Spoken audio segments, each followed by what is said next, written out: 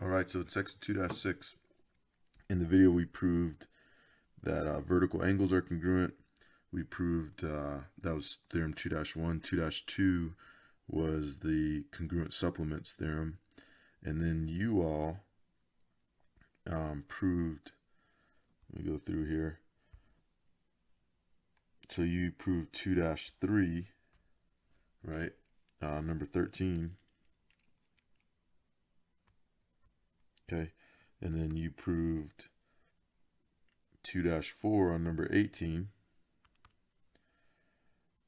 And then you proved 2-5 on number 23. Okay. So we've, so basically you proved or at least together we proved 2-1 all the way through 2-5. So now those are all fair game for proofs on the test. Okay.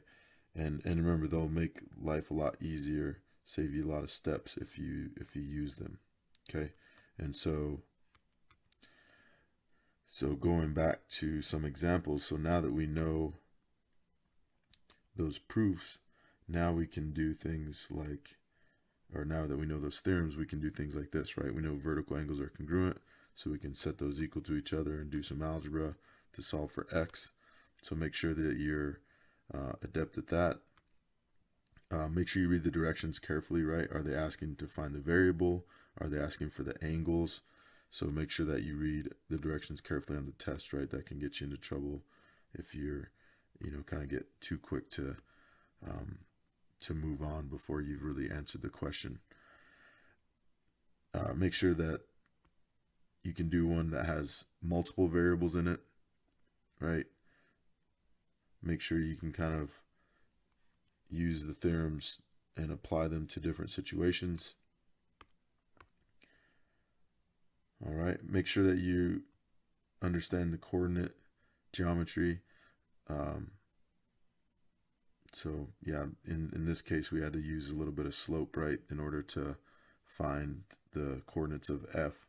And there were multiple answers, there's actually an infinite amount of answers on that one, but there's a couple obvious ones if you kind of understand that, oh yeah, well, f has to be either on line OE or OD. And so if it's on OE, then it has to have the same slope as OE. And so anyway, so you can kind of go from there. All right. And then I think I like these questions here because they incorporate some of our systems of equations skills that we learned last semester. And so those are good questions to study for. All right, so I think we've gone through everything. I know we didn't go through with great detail, and make sure I'll during the review day we'll post solutions for these proofs and things like that. But make sure that you can do a proof from the given all the way to the conclusion. Make sure that you understand how to include all the detail. Remember, your reasons are going to be either definitions, properties, postulates, or theorems.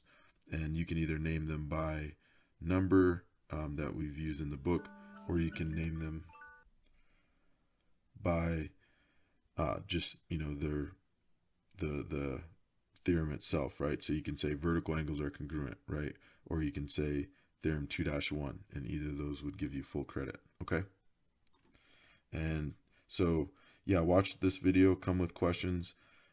D block, you will see me on Tuesday, so you can get these questions answered in class on Tuesday.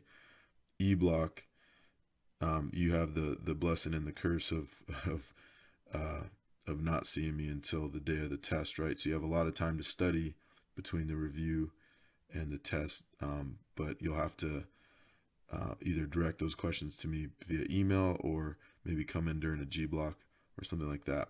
And this week, well, actually Thursday of this week, which the week I'm producing the video, Thursday the 13th of February, I'll be in Garden Hire for G block, and you're welcome to get a pass and meet me in there and work on getting ready for the test.